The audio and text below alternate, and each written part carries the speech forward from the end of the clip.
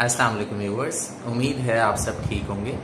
आज हम एक दफ़ा फिर से FDA अप्रूवल्स के मौजू पर बात करने जा रहे हैं और हम जिस दवा के बारे में बात करेंगे इसका नाम है पिवमेसिलिनैम।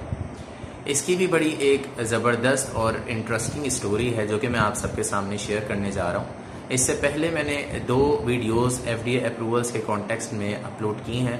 आप को इंशाअल्लाह जो है मैं लिंक जो है वो डिस्क्रिप्शन में शेयर कर दूंगा, वो भी लाजमी आप लोग देखिएगा। पिवमेसिलिनैम तकरीबन 40 साल तक जो है वो यूरोप की मार्केट में जो है वो यूज़ की गई। इसका ब्रांड नेम है पिविया और ये लंदन बेस्ड बायोटेक्नोलॉजी कंपनी है जिसका नाम है यूटिलिटी थेराप्यूटिक्स। उसने सबसे पहले इस पिवमेसिलिनैम को जो है वो डेवलप किया और इसको कमर्शलाइज US की मार्केट में करने के लिए इसने जो है वो इस कंपनी ने डिफरेंट जो है वो एप्लीकेशंस दी और उन एप्लीकेशंस में जो है ये कहा गया कि इसकी सेफ्टी और इसकी resistance comparatively to other antibiotics जो है वो इसकी काफ़ी रेजिस्टेंस रेशो जो है वो काफ़ी कम है। इस वजह से हम इसे जो है वो US में भी जो है अप्रूव करना चाहते हैं। तकरीबन 40 साल तक जो है यूरोप में इसको as a first line of therapy pivmecillinam को, जिसका ब्रांड नेम है पिविया, इसको यूज़ किया गया और इसके साइड इफ़ेक्ट्स भी काफ़ी जो है वो कम देखने को मिले और फर्स्ट लाइन में इसका जो क्लिनिकल क्योर रेट था और रेजिस्टेंस रेशोज थे वो भी जो है वो काफ़ी कम केसेस जो है वो देखने को मिले।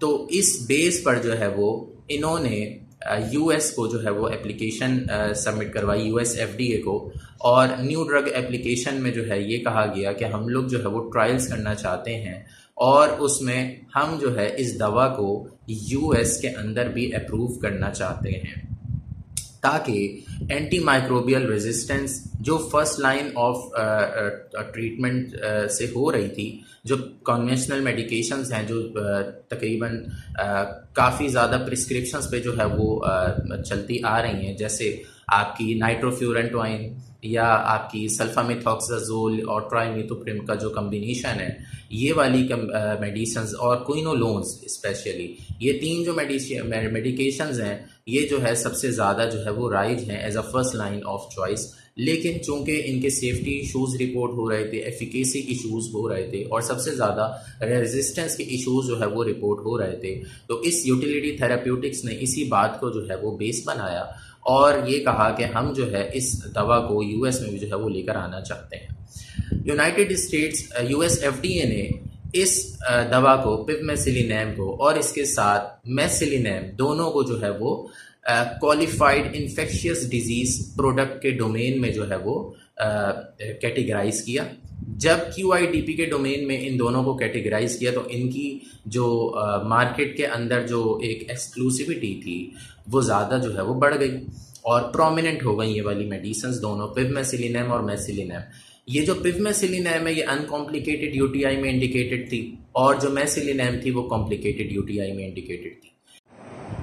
आखिरकार कंट्रोल्ड क्लिनिकल ट्रायल्स स्टार्ट किए गए और अप्रॉक्सीमेटली 3 कंट्रोल्ड क्लिनिकल ट्रायल्स में सक्सेसफुल रिजल्ट जो है वो देखने को मिले और माइक्रोबायोलॉजिकल रिस्पॉन्स, जिसमें हमने रेजिस्टेंस रेशो देखा, वो भी काफ़ी हद तक रिड्यूस नज़र आया और जो क्लिनिकल क्योर रेट था, जो कि सिम्टम्स थे UTI के, वो भी काफ़ी हद तक रिड्यूस नज़र आए। तो इस बेसिस पर जो US FDA है उसने इस दवा को, पिवमेसिलिनैम को, 24 अप्रैल 2024 में अप्रूव किया। ये पिवमेसिलिनैम बेसिकली फीमेल्स अनकॉम्प्लिकेटेड UTI में इंडिकेटेड है। चूँकि हम सबको पता है कि UTI ज़्यादा जो है वो फीमेल्स में जो है वो कॉमन होता है और रिलैप्स के चांसेस भी काफ़ी ज़्यादा होते हैं।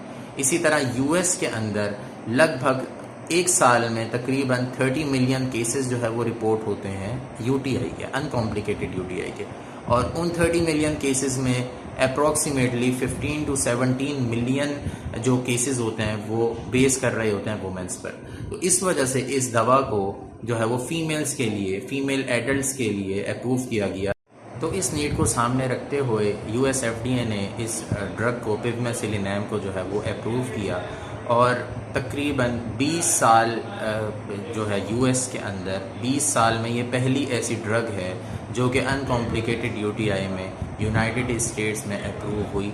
इससे पहले सारी कन्वेंशनल मेडिकेशंस यूज़ की जा रही थी और लास्ट 20 इयर्स में ये फर्स्ट ड्रग है पिवमेसिलिनम, जो कि पिविया के नाम से जो है वो इन्होंने डेवलप की यूटिलिटी थेराप्यूटिक्स ने, और इनकी आखिरकार मेहनत रंग लाई और इनको अप्रूवल मिल गया। तो ये स्टोरी आपको उम्मीद है इंटरेस्टिंग लगी होगी। इसी तरह की स्टोरीज़ सुनने के लिए हमारे चैनल को सब्सक्राइब करना मत भूलिएगा। इंशाअल्लाह जल्द आप सबसे फिर मुलाकात होगी। अपना बहुत ख्याल रखिएगा। अल्लाह हाफ़िज़।